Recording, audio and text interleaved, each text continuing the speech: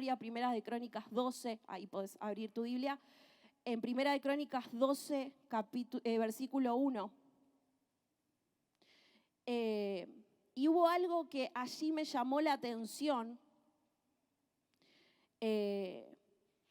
porque dice la historia que David estaba escapando y hubo un grupo de personas, un ejército que se levantó para acompañarlo. Y hay algo que destaca, que ahora lo vamos a leer de manera específica, que dice que había un grupo de personas que eran entendidos en los tiempos. Ahora lo vamos a ver de manera más detallada, pero esta frase, estas palabras fueron palabras que quedaron resonando en mi cabeza y se lo he compartido a algunos con los que he estado charlando, como leí esto y quedó en mi mente, y obviamente lo relacionaba con todo lo que nos toca vivir, pero fue casual que el martes le digo a mi hermana, que es la que se encarga de hacer todo lo que es el diseño gráfico, las imágenes, le digo, prepárame el flyer del mensaje, va a llamarse así, la prédica, y creo que esa misma noche o al día siguiente nos enteramos por las noticias de que no sé cuántos están al tanto de lo que está pasando, que ha empezado una guerra, que Rusia ha atacado a Ucrania, y yo no sé cómo te ha pegado a vos, pero a mí en lo personal me ha entristecido mucho. Es inevitable ver las imágenes y no emocionarse, no quebrantarse, porque hay tanto dolor, personas inocentes que están muriendo, que están poniendo el cuerpo a esta guerra tan innecesaria, tan injusta. Es tremendo pensar que viviendo en el año 2022 haya una guerra, que todavía no hayamos aprendido que esa no es la manera de resolver los conflictos. Conflictos que por supuesto son políticos, son económicos, son de poder y paga gente que no tiene nada que ver. Y es desesperante ver esa situación donde vemos familias que tienen que huir, personas, hoy veía a la mañana que intentaban escaparse con sus autos, salir de Ucrania, y eran tan largas las filas que hasta dejaban sus autos en la mitad de la ruta, agarraban sus cosas, sus hijos, las valijas y se iban a pie para poder salvarse.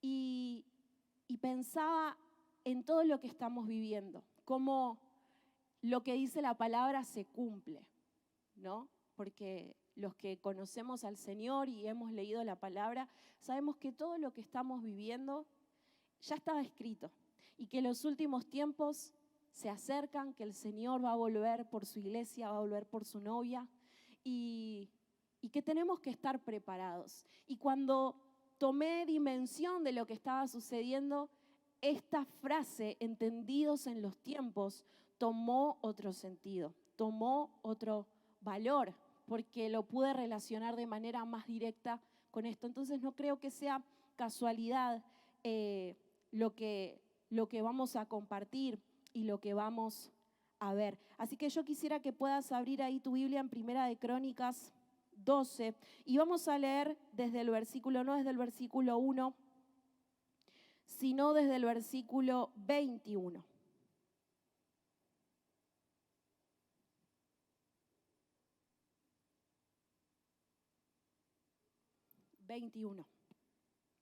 Dice, estos ayudaron a David contra la banda de merodeadores, pues todos ellos eran hombres valientes y fueron capitanes en el ejército. Porque entonces todos los días venía ayuda a David hasta hacerse un gran ejército como ejército de Dios. Versículo 23, y este es el número de los principales que estaban listos para la guerra. Y vinieron a David en Hebrón para traspasarle el reino de Saúl conforme a la palabra de Jehová. De los hijos de Judá que traían escudo y lanza, 6.800, listos para la guerra. De los hijos de Simeón, 7.100 hombres, valientes y esforzados para la guerra. De los hijos de Leví, 4.600. Asimismo, Joaida, príncipe del linaje de Aarón, y con él 3.700. Y Sadoc, joven valiente y esforzado, con 22 de los principales de la casa de su padre. De los hijos de Benjamín, hermanos de Saúl 3.000, porque hasta entonces muchos de ellos se mantenían fieles a la casa de Saúl. De los hijos de Efraín, 20.800, muy valientes, varones ilustres en las casas de sus padres.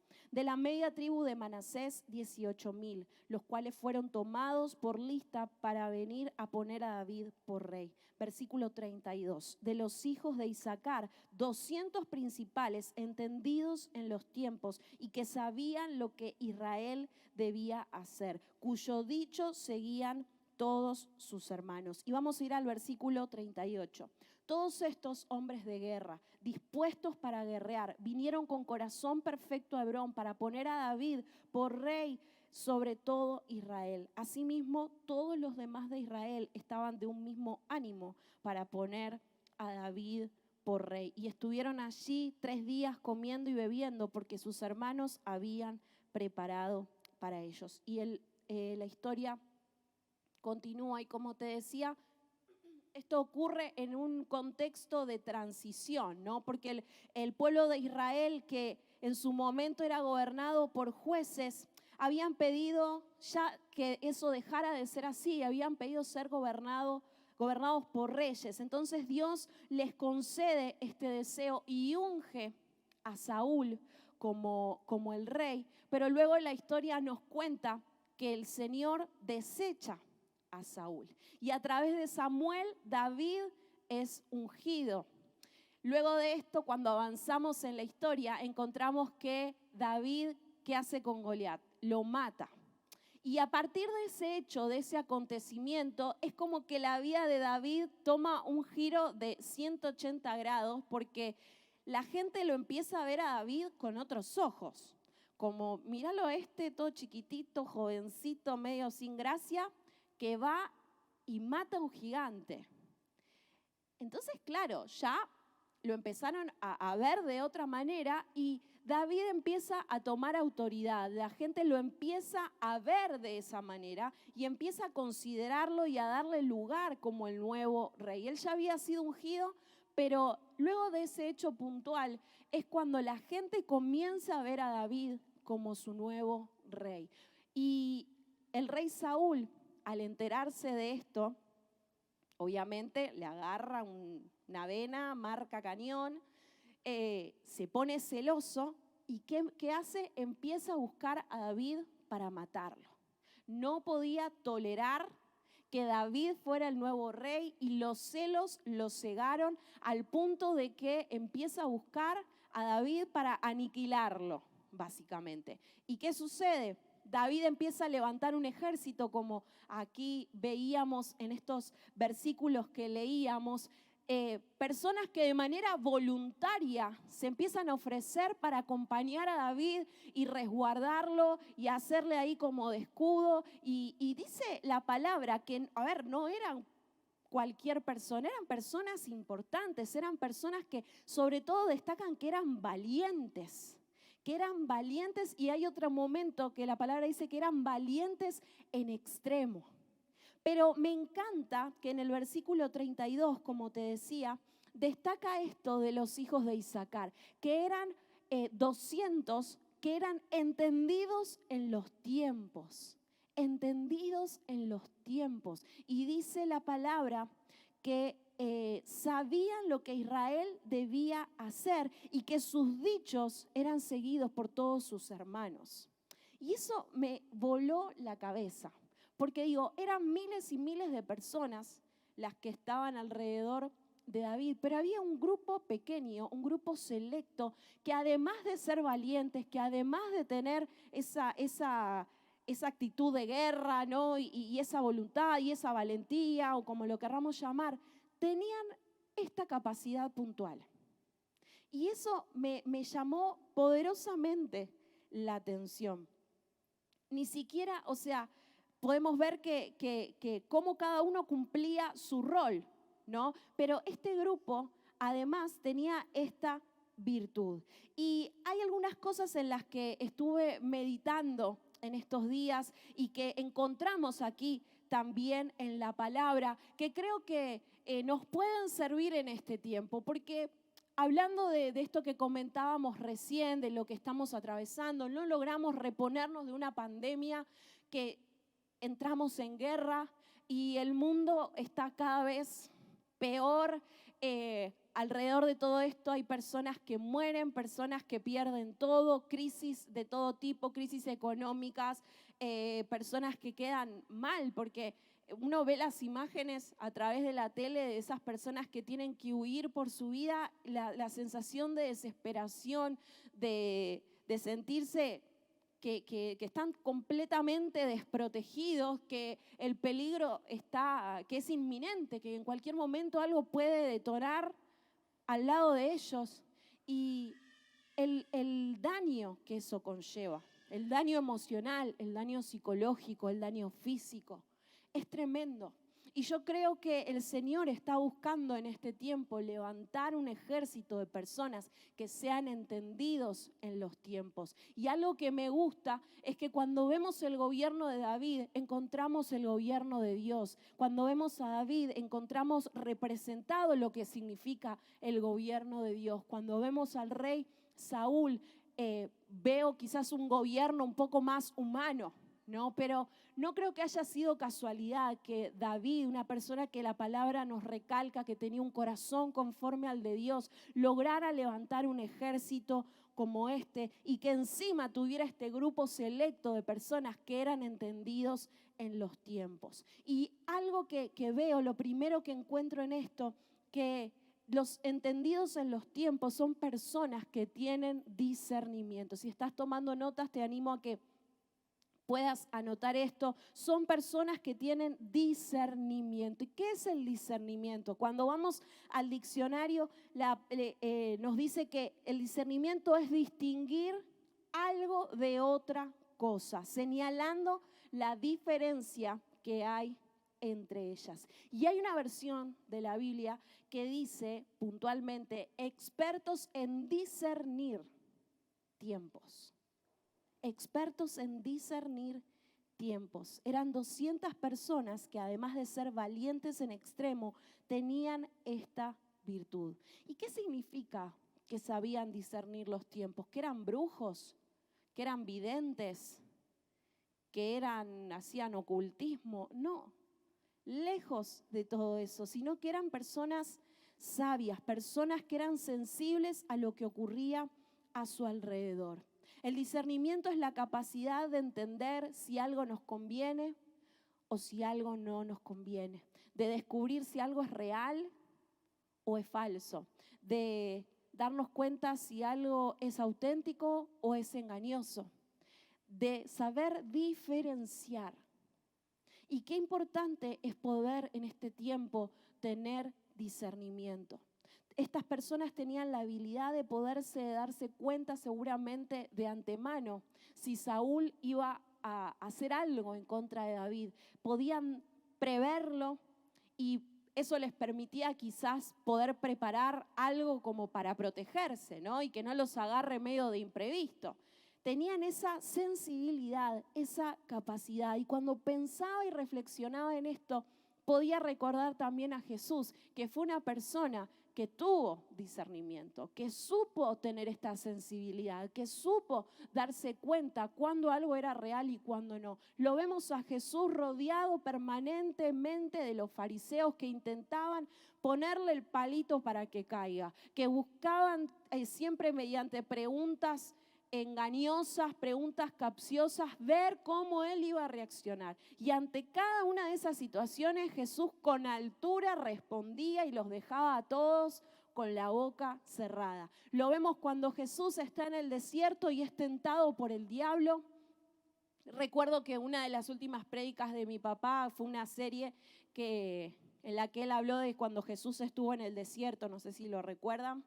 Y hablaba de cada una de las tentaciones que Jesús recibió y cómo de cada una de ellas él logró salir airoso. ¿Por qué? Porque supo discernir, porque supo tener esa habilidad, esa sensibilidad para saber que lo que el diablo le estaba diciendo, que cada cosa que el diablo le proponía era un engaño.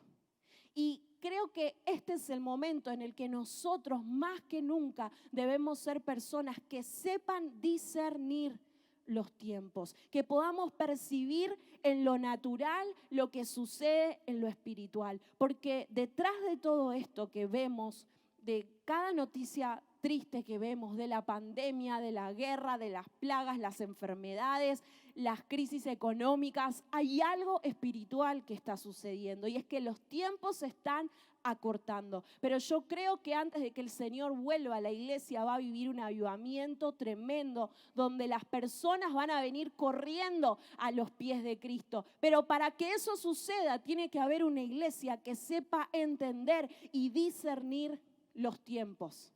¿Cuántos lo creen? Amén. Entonces, creo que esto es vital, ¿no? Poder estar en sintonía. ¿Y cómo logro poder tener discernimiento? ¿Cómo lo logro? Mediante una relación constante y fluida con el Señor, mediante una relación sincera. Cuando estoy conectada con el Señor es cuando mi corazón se puede volver tierno y receptivo a la voz de Dios. No es una capacidad humana, no es algo que voy a adquirir leyendo un libro, haciendo un curso online, es algo que viene como fruto de mi relación con Dios. Así que si querés ser una persona que sabe discernir los tiempos, es necesario que busques al Señor, es necesario que tengas una relación diaria, constante, sólida con el Espíritu Santo. Amén. Lo segundo que veo es que las personas que son entendidas en los tiempos, además de tener discernimiento, tienen sabiduría. Allí en el versículo 32 dice que sabían lo que Israel debía hacer. Sabían lo que Israel debía hacer. Y si tenés ahí tu Biblia, abrila en Proverbios 2, versículo 6. Vamos a leer lo que dice allí la palabra. Proverbios 2, 6. ¿Sabías que no es lo mismo tener sabiduría que tener conocimiento? Muchas veces se confunde esto y pensamos que una persona que sabe mucho es sabia. Hay personas que tienen el hábito de investigar mucho, de leer mucho, de saber mucho de todo. Mi papá era así, por ejemplo. Los que han tenido posibilidad de charlar con él saben que él era un hombre que te podía hablar de política, de fútbol, de historia, de Biblia, de cualquier tema. Él tenía conocimiento de todo. ¿Por qué? Porque le gustaba leer. Porque sencillamente él iba a una librería y volvía con una pila así de libros. Y se traía desde un cómic hasta un libro que hablaba de política, otro que habla de fútbol, otro que habla de algún historiador. Le gustaba leer de lo que sea. Entonces era una persona con la que vos te podías sentar a hablar y que te iba a saber decir. Probablemente el otro día pensaba, ¿cómo estaría él con esto de la guerra ahora? Seguramente estaría hiper mega informado, sabría los pormenores, los detalles, porque así era él. Pero hay muchas personas así, como él, que tienen ese deseo de constantemente aprender, de seguir formándose, que son curiosas, que les gusta siempre seguir aprendiendo, pero no tienen sabiduría, porque conocimiento y sabiduría son cosas diferentes. Y mira lo que dice Proverbios 2:6, pues el Señor concede sabiduría, de su boca proviene el saber y el entendimiento.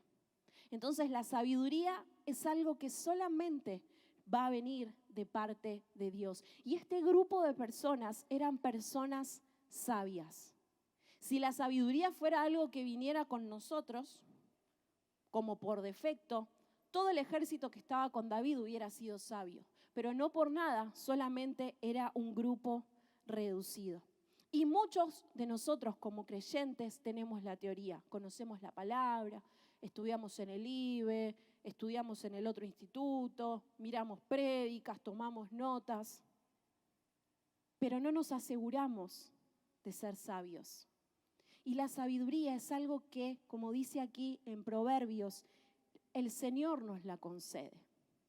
La sabiduría es necesaria para poder también entender los tiempos en los que vivimos, las temporadas, es saber comprender, saber decidir. La sabiduría nos sirve para poder relacionarnos, para poder buscar los mejores caminos en determinadas situaciones de nuestra vida. Es saber actuar en los momentos oportunos, poder comprender que hay tiempos y momentos para cada cosa. Hay personas que tienen mucho conocimiento, pero por decirlo de alguna manera son muy brutas.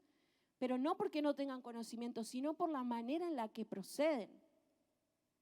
Qué necesario es ser sabios. ¿Cuántos errores cometemos por no ser sabios? Por no pedirle al Señor esa sabiduría. Y cuando hablamos de sabiduría, ¿en quién pensamos? En Salomón, porque el Salomón tuvo la posibilidad de pedirle una cosa al Señor. Y le podría haber pedido fama, toda la plata del mundo, tener, no sé, todas las riquezas, poder tener muchas comodidades, pero le pidió una sola cosa. ¿Qué le pidió? Sabiduría. Ya era sabio antes de pedirlo. Es tremendo. Y gracias a que le pidió sabiduría, wow, ¿cuántas cosas tuvo Salomón? Porque le pidió al Señor sabiduría. Sabiduría. ¿Le estás pidiendo al Señor sabiduría? ¿Le estás diciendo al Señor, Señor, ayúdame no solamente a tener la teoría, a tener la palabra? Ayúdame, Señor, a poder tener la capacidad de aplicarla, de vivirla, de saber usarla de manera correcta, a usarla con temor no desde el miedo, sino desde el respeto, el temor a Dios, ¿no? A poder saber tomar decisiones. Ayúdame a poder ser sabio cada vez que tenga que dar un consejo, cada vez que tenga que hacer algo. Señor, ayúdame a poder ser sabio en el tiempo en el que vivimos, a poder darme cuenta el lugar en donde estamos parados como seres humanos y aún como hijos de Dios, a que cada vez que pongas delante mío una persona, yo pueda ser sabio y decir las palabras justas en el momento preciso y que esa palabra llegue al corazón de la persona y produzca cambios, produzca frutos. No alcanza todo lo que hayamos aprendido si no sabemos cómo aplicarlo. De nada sirve todo nuestro conocimiento si no sé cómo aplicarlo. No me alcanza con tener una receta si no sé cómo hacerla. Vieron que te pasan la receta, pero algunos no te pasan como el modo de preparación. Entonces vos decís, ¿cómo hago un bizcochuelo? Bueno, pongo todo junto, lo bato y lo meto al horno. O quizás hay una manera de revolver, hay una forma específica para que cuando metes el bizcochuelo en el horno no te salga con la pancita, no te quede torcido, no te quede para abajo. Es saber cómo aplicar el conocimiento. Un ejemplo muy básico, ¿no? Pero ¿cómo aplico esa receta? ¿Cómo la hago? No me alcanza con tener los ingredientes. Necesito el paso a paso. Y esto funciona de la misma manera. De nada me sirve todo lo que pueda aprender si no soy sabio para poder aplicarlo. Por eso yo te quiero invitar a que podamos pedirle cada día al Señor que nos dé de su sabiduría. Y la sabiduría, al igual que la capacidad de discernimiento, es fruto de una relación cercana y sólida con el Señor. Otra cosa es que aquellas personas que son entendidas en los tiempos tienen autoridad. Y mira lo que dice ahí también en el versículo 32. Dice, cuyo dicho seguían todos sus hermanos. Cuyo dicho seguían todos sus hermanos. Este grupo de personas eran personas que lo que decían se hacía, porque tenían autoridad, tenían influencia. Y no es lo mismo autoridad que autoritarismo. Hay personas que creen tener autoridad porque dan una orden y otra persona cumple esa orden. Pero puede ser una autoridad que sea impuesta desde el temor, desde la inseguridad. Hay una autoridad que es espiritual y que viene de parte de Dios. Y esa es la autoridad que nosotros debemos buscar. Esa es la autoridad que el Señor nos da. Cuando nuestra vida tiene a Cristo, cuando tenemos al Señor en nuestro corazón, eso se ve reflejado en nuestra manera de vivir, eso se ve reflejado en el día a día, se ve reflejado en nuestras decisiones, en nuestra manera de vincularnos, en nuestra conducta, ¿no? Y eso es lo que nos va dando autoridad. Volvemos a Jesús. Vemos que Jesús era una persona que tenía, mientras estuvo aquí en la tierra, sobre todo, tenía autoridad espiritual, aunque él estaba encarnado y era un hombre al igual que todos, entre comillas, porque sabemos que no era, pero digo, muchos no lo reconocían como quien él era realmente, pero más allá de eso, él tenía una autoridad que venía del Padre, porque él tenía una vida intachable. Porque él era una persona que lo que enseñaba lo vivía, lo que enseñaba lo aplicaba. Y eso le daba autoridad frente a cualquiera, frente a las personas que se acercaban para pedirle un milagro, frente a los fariseos, frente a cualquier autoridad. Él tenía autoridad espiritual que va por encima de cualquier otra autoridad humana. Hay autoridades impuestas, qué sé yo, un jefe, un presidente, un gobernante, pero hay una autoridad superior, que es la autoridad que solamente el Señor nos puede dar. Y los hijos de Isaacar tenían esta autoridad. Y que yo te quiero animar a que nuestras palabras y nuestra manera de vivir avalen lo que hacemos. Eso es lo que realmente nos va a dar autoridad espiritual. El ser obedientes a la palabra, el ser obedientes a la voz de Dios, aplicar lo que aprendemos. Yo creo firmemente incluso que en los momentos de prueba, en los momentos de lucha, en los momentos difíciles, en los desiertos, es cuando más autoridad espiritual recibimos. Y logramos salir airosos de eso, porque a muchos les cuesta, a muchos quizás frente a esas situaciones se terminan alejando de Dios, se apartan, se enojan, pero hay otros que entran en ese proceso y logran salir victoriosos y con una autoridad espiritual que es tremenda. Incluso cuando obedecemos en momentos en los que no entendemos, cuando sabemos que el Señor nos pide algo y aunque eso nos duela, no lo comprendamos, decidimos hacerlo, decidimos aplicarlo, eso nos da autoridad espiritual. Y estas personas eran personas que tenían autoridad, por eso su palabra tenía tanto peso. Por eso lo que ellos decían se hacía. Hay muchas personas que buscan autoridad desde la imposición. No, vos tenés que hacerlo porque yo lo digo, porque X. Y claro, eso tarde o temprano se cae. No se puede sostener en el tiempo, ¿no? Yo creo que la autoridad no es algo que uno busca, sino que es algo que se gana. Y la autoridad espiritual es igual, ¿no? Es fruto de nuestra manera de vivir, es fruto de nuestra conducta, es fruto de lo que hacemos, de cómo vivimos. Entonces, que lo que hagamos sea consecuente también con lo que decimos, que vaya alineado. Si yo vengo acá y predico una cosa, pero cuando salgo soy totalmente otra persona, ¿qué autoridad puedo tener? ¿Qué autoridad espiritual puedo tener? Entonces, como hijos de Dios en este tiempo tenemos que ser luz. Más que nunca, el Señor quiere levantar personas con autoridad espiritual, personas que sepan comprender el momento, el tiempo en el que estamos, personas que sepan discernir y tener la sabiduría de darse cuenta que lo que ocurre aquí en lo natural es consecuencia de lo que está sucediendo en lo espiritual. Por eso es necesario decirle: Señor, ayúdame a poder tener autoridad espiritual. Señor, dame esa autoridad que solamente vos podés darme. Pero no quiero tener autoridad espiritual solo para mandarme la parte ni nada. No, porque realmente quiero servirte, realmente quiero ser útil en este tiempo que estamos viviendo. Realmente quiero poder ser un instrumento para tu obra, para tu reino. Y necesito hacerlos mediante la autoridad espiritual. Es algo súper necesario, no es algo que podamos negociar. Pero iglesia, nuestra conducta es lo que marca la diferencia. Amén. Y lo último, los entendidos en los tiempos están preparados para profetizar. ¿Cuántos dicen amén a esto? Abrí tu Biblia en Génesis capítulo 1 y vamos a leer del versículo 14 al 18.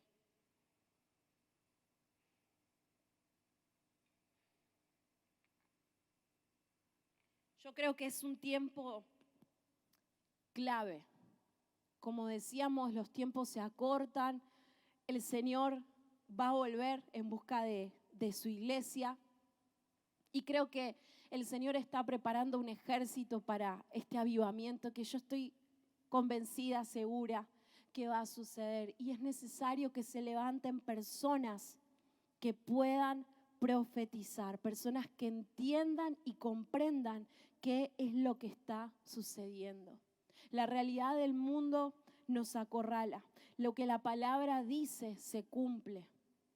Tal cual lo dice en la Biblia, todo lo estamos viendo cumplido, todo lo estamos viendo con nuestros propios ojos y necesitamos que se levanten personas que profeticen, que sepan poder ver lo que va a suceder, personas que puedan ser mensajeros, que puedan ser la voz de Dios para este tiempo. Y mirá lo que dice Génesis 1, versículo 14.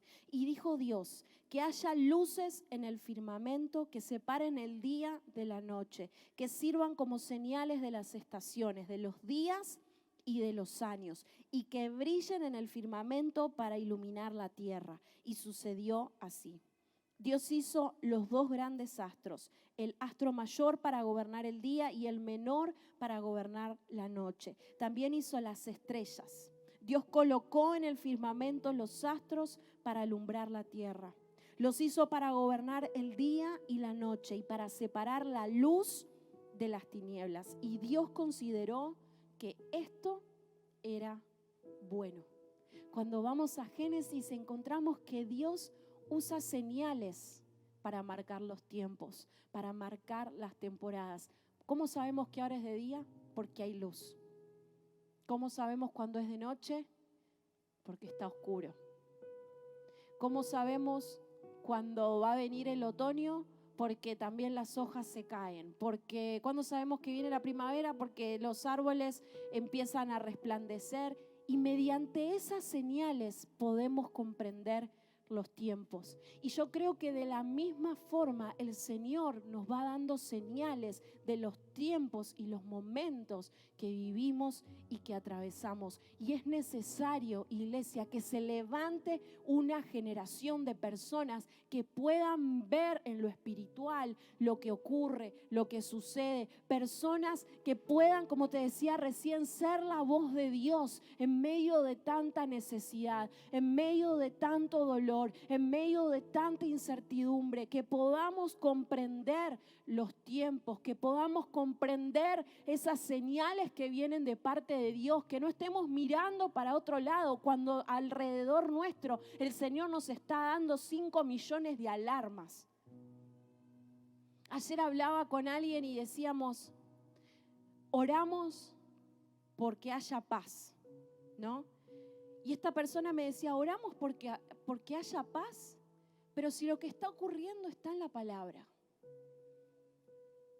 Y claro, uno se queda pensando en eso humanamente, ¿no? Y yo le decía, uno ora por paz, pese a que eso esté en la palabra, porque es como un instinto, creo, humano, ¿no? Señor, por favor, trae paz, trae sentido común a los gobernantes, a los presidentes, que entiendan que esta no es la forma. Pero a la vez decimos, esto estaba en la palabra, esto estaba escrito,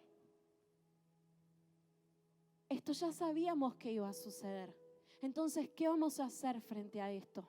¿Vamos a tomar conciencia de que lo que estamos viviendo ya estaba escrito y tenía que suceder y lo que vendrá también? ¿O vamos a decir como, che, qué garrón lo que está pasando, mirá, qué loco, ¿no? No es loco ni inesperado.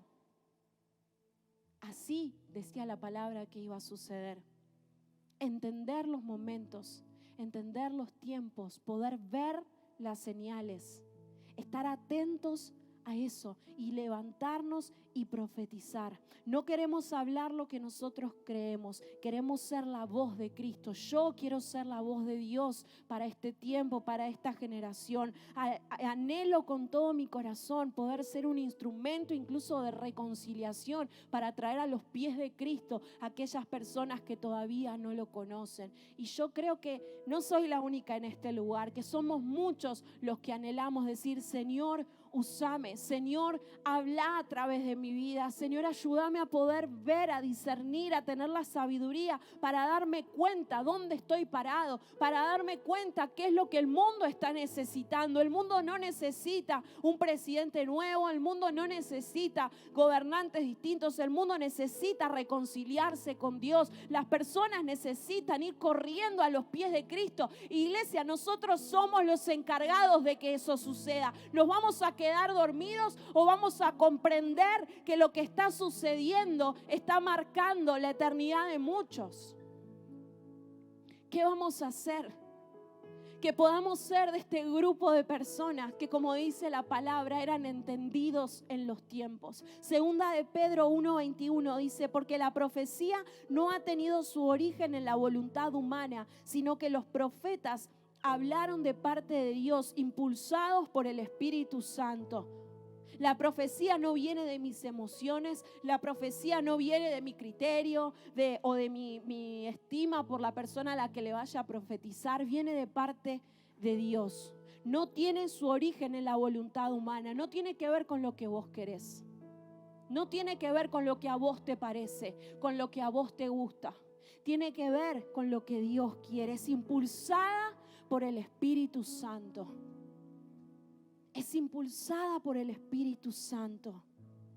No supongamos, no seamos personas emocionales, seamos personas que viven en intimidad, personas que en lo íntimo son preparadas y capacitadas por el Espíritu Santo para afrontar el tiempo que estamos viviendo. Esto es algo sumamente serio y delicado. Hay muchas personas que dicen profetizar, pero hablan desde lo humano. Que podamos incluso saber discernir cuando lo que alguien nos está diciendo realmente viene de parte de Dios. Solo aquellos entendidos en los tiempos podrán profetizar. Solo aquellos que comprenden el tiempo que estamos atravesando podrán ser la voz de Dios para esta generación. Por eso es tan importante esto que hacemos de salir a las calles, de compartir, de hacer ayuda social.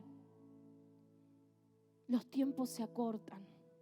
No sabemos el día ni la hora, pero sabemos que el Señor está cerca. Sabemos que el Señor va a volver y cómo nos va a encontrar.